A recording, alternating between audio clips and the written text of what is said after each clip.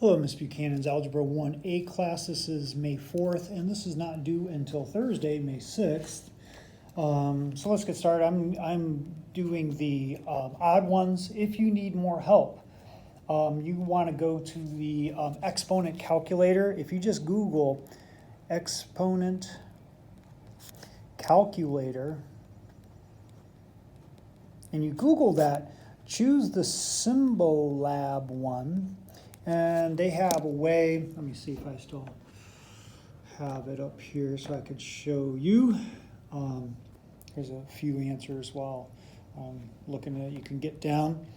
I just want to show you how to use that exponent calculator.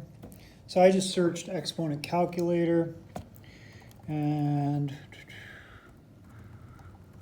choose the one with Symbolab because that's the best one that I could find. And then say like you wanted to do, I'm going to do a short one, I'll do number 3. So you just type in 4 and then you type in the X on your keyboard and then you go up to here in order to get the exponent and then you type in your keyboard -4 and then you click down here because you don't want any more exponent, you want to go to times. Times you can go on their keyboard, that dot right there is times. Just like they have, in number 3 as a dot. And then you're going to type in 4, y, x, and then the exponent is going to be 3. Okay. All right, have it all in there, and then you hit go.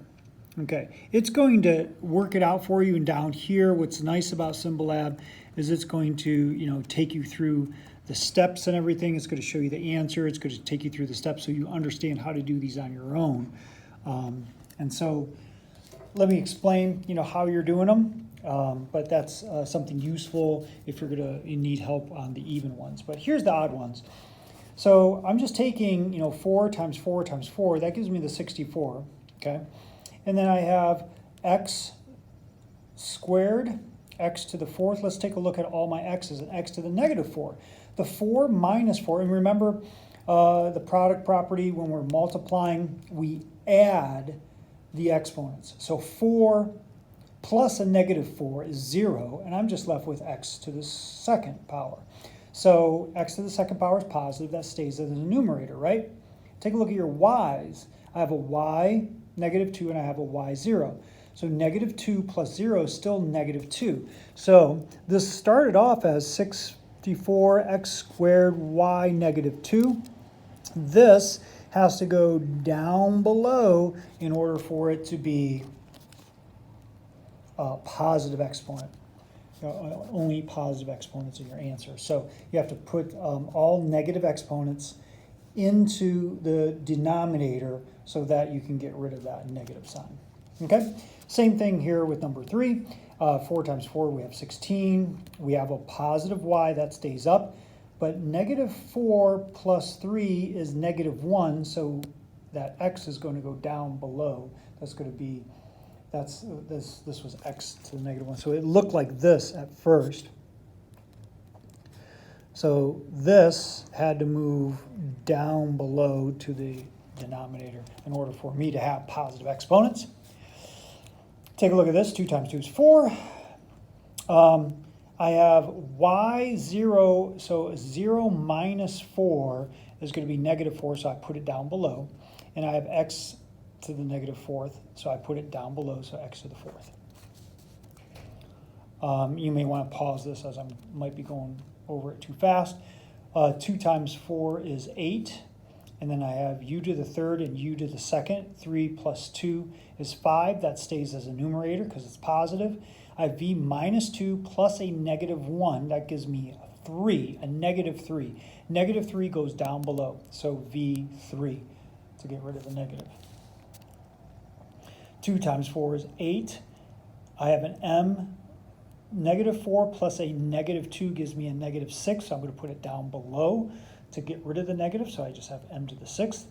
And I have n to the 2nd plus n to the 4, or times n to the 4th, which I just add the 2 and the 4, and so that would be n to the 6th. And that stays as a numerator. A lot going on with this one. 2 times 2 times 4 gives me the 16. Let's take a look at the b's. I have 1b here, 2b's here, 2b's here. Oh, 1 plus 1 is 2, plus 2 more is 4. So that stays as a numerator. I leave it on the top. Let's take a look at the a's. I have a negative 4 plus a 3, so I'm at negative 1. And then I have negative 2 more, so that gives me negative 3. So I'm going to take my a, negative 3, put it down below so it becomes a to the third. Now let's take a look at the c's. I have a negative 1 and I have a positive 2. So I have a positive 1 right now. Minus 4 gives me negative 3. C to the negative 3, if I put it down below, becomes just c to the third.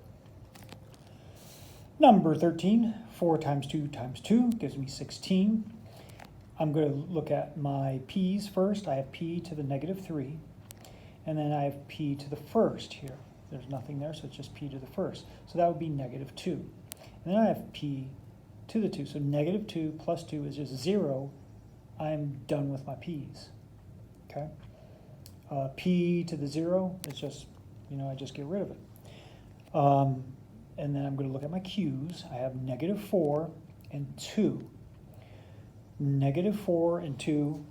By the way, going back to that p real quick, p to the 0 would be 1, so it's just all of this times 1. So you just don't write it.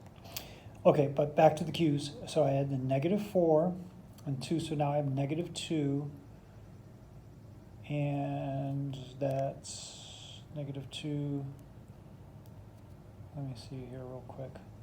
Negative 4 and 2, so negative 2 plus 1 gives me just q to the negative 1, so I put it down below.